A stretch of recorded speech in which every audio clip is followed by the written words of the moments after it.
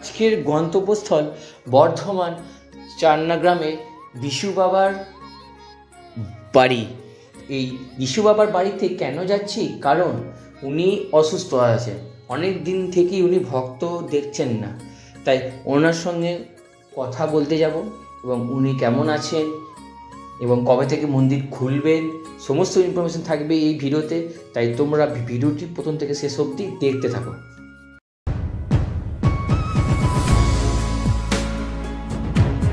বন্ধুরা, আমি আজকে যাচ্ছি চান্না বিশু বাবার কাছে। উনি অসুস্থ আছেন, তো উনি কেমন আছেন এবং মন্দির কবে থেকে খুলবে এই সমস্ত ইনফরমেশন থাকবে এই ভিডিওতে। আর আমি একা যাচ্ছি না, আমার সঙ্গে আমার দুই দাদা আছে, তারাও যাচ্ছে। তো তোমরা ভিডিওটি কন্টিনিউ দেখতে থাকো।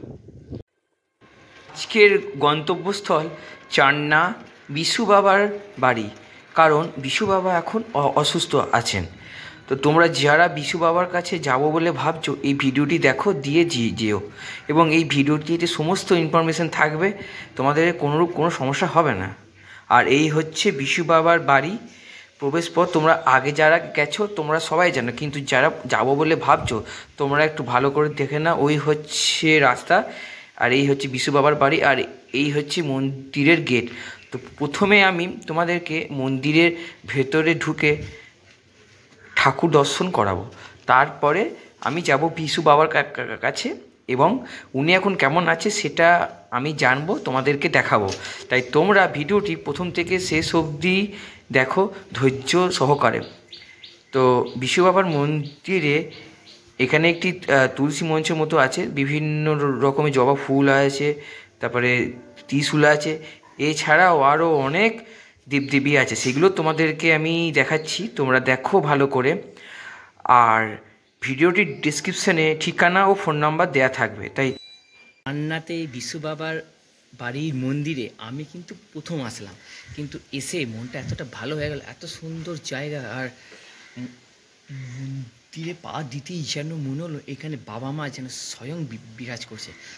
আমাকে দর্শন করছেন আমারই একটি দাদা। তো দাদা দর্শন করে বেরিয়ে আসুক, তারপরে আমিও যাব বাবা মায়ের কাছে এবং তোমাদেরকে দর্শন করাবো বাবা ও মাকে। তো বন্ধুরা চলো বাবা মাকে আমরা সবাই মিলে গিয়ে একবার দর্শন করি।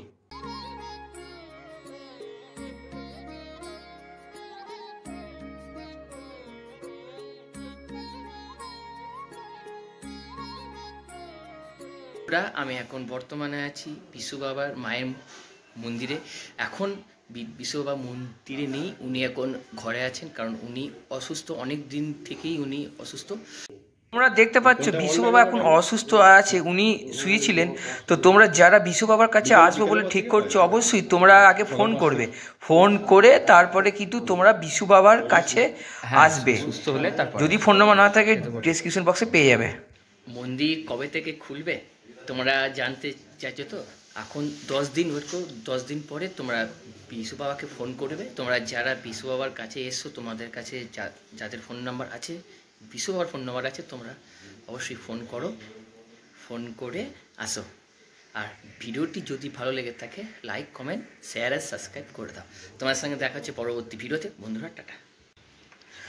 বন্ধুরা এখন আমরা বিশু বাবার বাড়ি থেকে বেরিয়ে যাব, দিয়ে তোমাদেরকে একটি স্থান নিয়ে যাব, একটি সাধন পীঠ তোমাদেরকে দেখাবো এই চান্না গ্রামে।